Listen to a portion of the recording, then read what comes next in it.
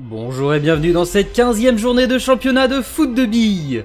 Nous sommes heureux de vous retrouver aujourd'hui alors que nous arrivons dans les derniers matchs de cette première saison. Jetons tout de suite un coup d'œil au classement provisoire.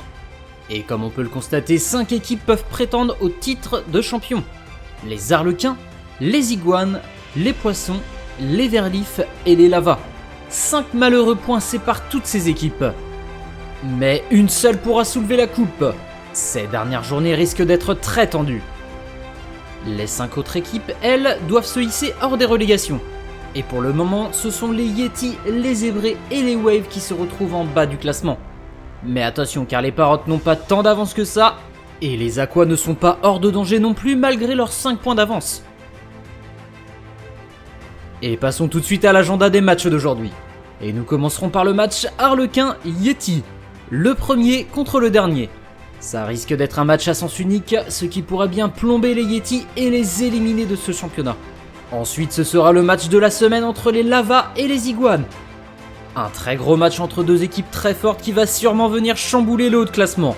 C'est à ne surtout pas rater. Juste après, ce sera au tour des Parottes de jouer contre les Verlifs. Eux qui semblent inarrêtables avec 3 victoires d'affilée, tandis que les Parottes sont sur 3 défaites. On espère que leur coach va réussir à trouver les mots pour remonter le moral de ses joueurs. Le 4e match, ce sera les Aquas contre les Waves, 2 équipes qui luttent contre la relégation. Qui arrivera à trouver le plus d'énergie dans cette fin de saison pour grappiller le plus de points? Et pour finir, les Zébrés devront affronter les Poissons. Là encore un match qui s'annonce à sens unique et qui permettrait aux Poissons d'asseoir un peu plus leur domination en haut de classement après leur victoire contre les Arlequins. Et nous sommes partis pour le premier match, Yeti-Arlequins. Les joueurs s'entrechoquent et les Arlequins ne vont se créer aucune occasion, laissant le champ libre à l'un des meilleurs attaquants du championnat, Chemo, pour ouvrir le score. Oh là là, même les supporters des Yeti n'en reviennent pas. Ils vont peut-être créer l'exploit.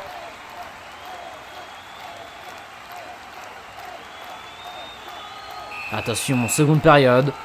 Sucré, poteau sortant, tandis que Migou enfonce le clou et c'est incroyable, les Yeti l'emportent 2-0 face à une équipe des Arlequins totalement désemparée dans ce match. Et cela vient sûrement du fait des tensions entre les joueurs récemment. En tout cas, les Yeti en profitent pour se donner une lueur d'espoir de sortir des relégués. Belle victoire de leur part. Second match, Lava-Iguane. Cratère qui s'envole hors du terrain, heureusement pour lui, aucun Iguane ne trouvera d'occasion et on restera sur un nul en première période. Lagar et Tija qui ont fait un tout droit lors de l'engagement, ils n'ont rien pu faire. Coup de sifflet. Cratère, cette fois-ci, arrivera à trouver le chemin des filets. 1-0 pour les Lavas et ce sera l'unique but de ce match durant lequel aucun Iguane ne trouvera d'occasion. Un match très mou de leur part. Et les Lavas vont donc les recoller au classement grâce à cette courte victoire. Passons au 3e match. Parottes-Verlifs. Coup de sifflet. Attention, 3 joueurs des Verlifs envoyés dans le corner par les joueurs des Parottes, mais qui n'auront même pas réussi à se créer d'occasion. Ah, c'est dommage, on va rester sur un 0-0. Mais attention, les Verlifs adorent mettre beaucoup de rythme en seconde période. Il va falloir être prudent en défense. Seconde période. Jade envoyé loin du terrain et tous les autres joueurs se sont gênés mutuellement. On va donc rester sur un 0-0 dans ce match. Ce qui reste très rare dans le foot de billes. Ce n'est que la 4e fois que ça arrive cette saison. Score décevant pour ces deux équipes, même si on est habitué au match nul du côté des Parottes. Allez, on espère un peu plus de buts dans ce 4e match. Aqua-Wave. Water ouvre le score très rapidement, mais suivi de Jaws dans le même but et Mavericks de l'autre côté.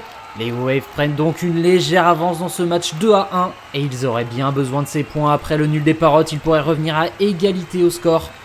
Mais pour ça, il va falloir gérer la seconde période. Coup de sifflet. Tous les joueurs sont envoyés dans les coins ou au centre du terrain. Water et Nazaré vont se rapprocher des cages sans y rentrer malheureusement. Belle seconde période des Waves qui ont réussi à contrôler les Aquas pour aller chercher 3 points précieux.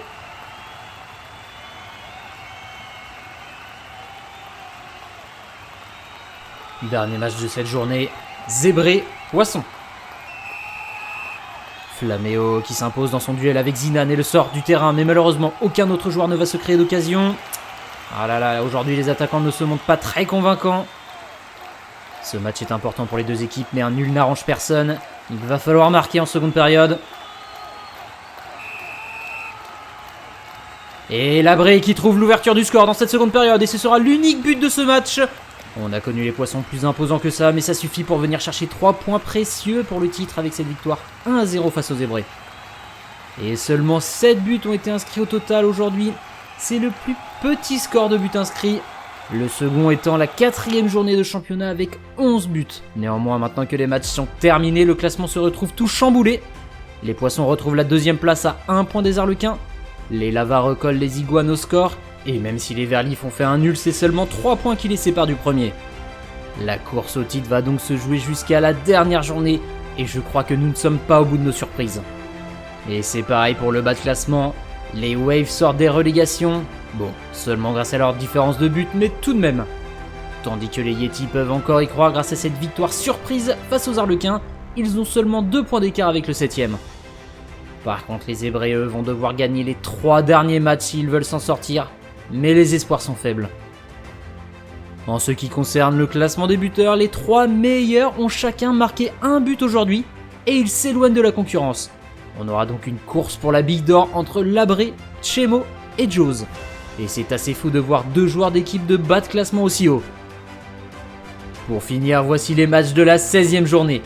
J'espère que vous avez apprécié cette journée de championnat et nous espérons vous retrouver pour la prochaine. A très bientôt.